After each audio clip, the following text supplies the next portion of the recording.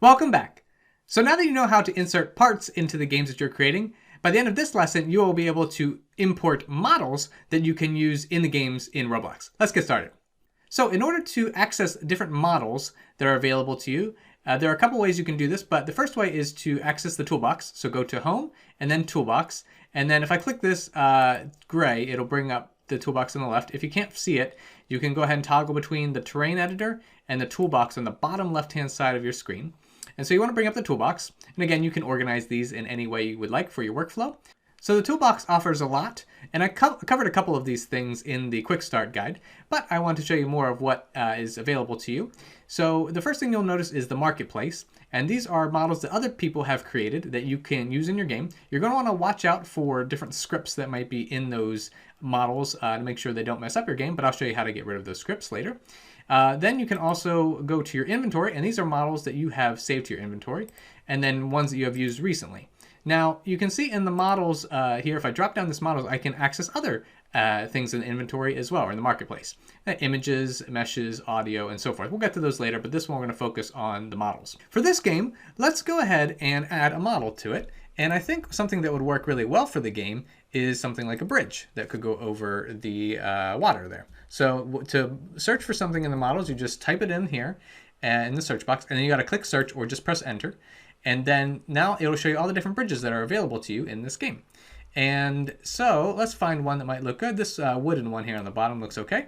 So you just click on it and drag it to where you would like it in your game. So now that it's there, you'll notice it'll behave much like a part. So you can see a blue box has formed around it when I select it. And when I go up to home, I can do the different things like move and scale. And I'm definitely going to want to scale this up because it's kind of small right now. So to scale it up, I just press the scale button. And then now I can scale it, and then let's go ahead and move it so that it makes sense for a bridge. And it looks like I'm going to need to rotate it down here a little bit too. So I'm going to rotate it so that the bottom part hits the bottom and then hits the grass. And then I'm going to go back to move, and again, just bring this down. Again, it'll take a little while to get used to, but that's the easiest way to get that in there. Make sure when you insert a model, before you play it, you want to go to the model over in the workspace. And I can have it highlighted.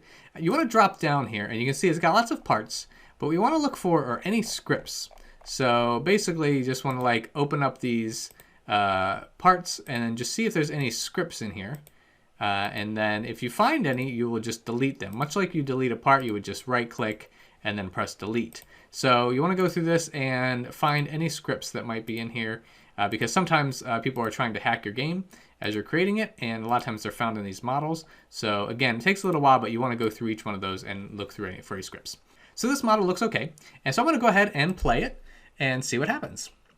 So now I've got the model here, and it looks like I've got the bridge, and I can cross the bridge, and that worked out very well. So I can jump over it, and that seemed to work pretty nicely. A little more detail, a model is many parts put together, and then they joined them together to create a model. So that you can move and resize things as one rather than resizing every single part of the model. To get to the properties of the model, you can just click on the model and then go over to the right-hand side of the screen, and there's properties for the model. And so things like the position are the most important for models. And then once you feel good with the model that you've selected, then of course you want to save your game and publish into Roblox if you'd like to. So now that you know how to bring in existing models that other people created, I'm going to show you how to create your own models and then save them in your account so you can access them later. So one more way that you can access models into your account is to go to roblox.com, and once you have Roblox open, go to Create. Make sure you're signed in, of course. And then when you go to Create, you can go to Library, and then you'll notice this is very similar to what we looked at before. So you can look at models, decals, audio, different things. So have models selected, and then in the models, you can search for, say, bridge. And then it will show you similar search results that we just saw. So here are the different bridges. So there's the one that we found. So what you want to do is click on that bridge, and then I can click on Get. And then if it costs any Robux, then you have to pay that here. But this one's free. So I'm going to press Get Now. And then now it says Purchase Complete. And now it says I can access this item owned in my inventory. And so if I go to my inventory now, I can click down to Models. And you'll notice that that wooden bridge is now in my models. And I want to show you in Roblox Studio how this is very helpful. So now that I have that model in my inventory, I can just go to Toolbox. So go on Toolbox, and then here's my inventory. my models, and there's the bridge. And now I can access that very quickly. So this is the best way to add items to your inventory, to your game, that you can access very easily. So you don't have to keep going back to the marketplace and looking up different things. So that's another way that you can add models to your game. So you now know how to add models to the games that you're working on in Roblox. Your action item for today is to go ahead and add a bridge or something that makes sense for you in the world that we're creating. If you have any questions, remember to drop them in the Q&A below. So you do want to become comfortable with using models. And in the next lesson, we're going to show you how to create models from scratch. So I thank you, and I'll see you in the next lesson.